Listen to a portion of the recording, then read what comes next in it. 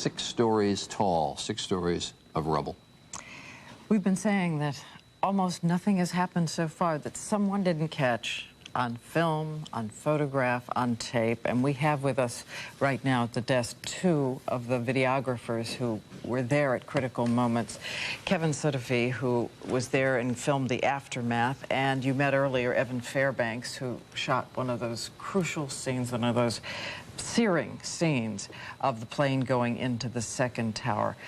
I'm just going to play again the footage that you shot, Evan, and let you tell us once again, when you looked through your lens and looked up, did you grasp what you were seeing, what the camera was recording? There was no way I could possibly grasp what I was seeing. I just saw a flash come in on the left of the frame. I saw an airplane. I could identify it as an airplane, and I just thought, what is that doing in this area? That's got to be controlled space. And before I finished that thought, it disappeared into the south side of the tower. You know, that's exactly the thought that we had. We were sitting here on the air live because the first tower had been hit, and we knew something had happened. And we saw that plane come into the frame. We had a little bit more chance to see it before it hit the building than you did, but we saw it come into the frame, and my thought was, well, it's a big plane, but it must be an observation plane. It must be a fire plane. And I thought of the wildfires out west. Maybe it's bringing in water, you know, to fight the fire in the building. The concept that it was going to hit the tower is so foreign to all of us that you couldn't believe what you were seeing. And I still didn't believe it after it happened. Diane said, oh, my God.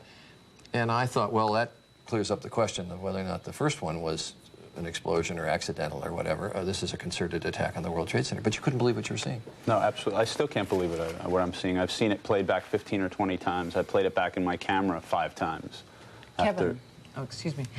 Kevin was there for the aftermath, the sort of counterpart to what you were doing. As we roll this footage, tell us again, as you wandered into the scene, what were you experiencing? You were right in the middle of all of the soot, the ash, the heat. Basically, what I was experiencing was something I've never seen in my life, basically in person. And I think something that people don't really realize what's going on actually right now in the city. It's like people are walking around outside, sitting at cafes, talking, joking, laughing. It's just disgusting what happened. And I wanted to say about bin Laden, if I heard that he said that he wanted to thank Allah, that he didn't do it, but nobody should be thanked for what happened there.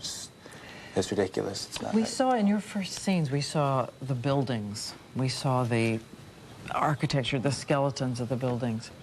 When you first went in, did you see people?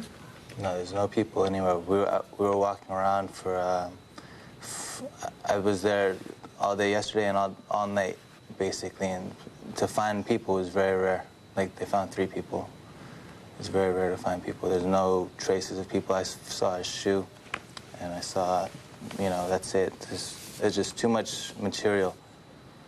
Again. It looks like an unbelievable movie set, what you saw there. You can't believe it until you're there. On the TV, it's not even the same. Of course, you know. I think you might have walked there. I'm not sure, but you boil it down to a box that's 21 inches or 24 inches across, and it's not the same. And as we told everybody last night, when you're walking through it, you're up to your way above your ankles, both in the soot and in the paper, the financial documents, and you look down, and they have such a plaintive irrelevance to anything important in life as you're making your way through this complete carpeting of financial documents and soot blew out of the window. But mixed into that is also all these random personal effects, like a pocketbook or a high heel shoe or a glove or something that makes it so human. Well, as we said, it is a modern phenomenon that almost everything is captured on videotape, and we thank you both for coming in. We've got, and for bringing us your pictures. Don't we have John Miller standing by? Did John? No, John, we have a piece.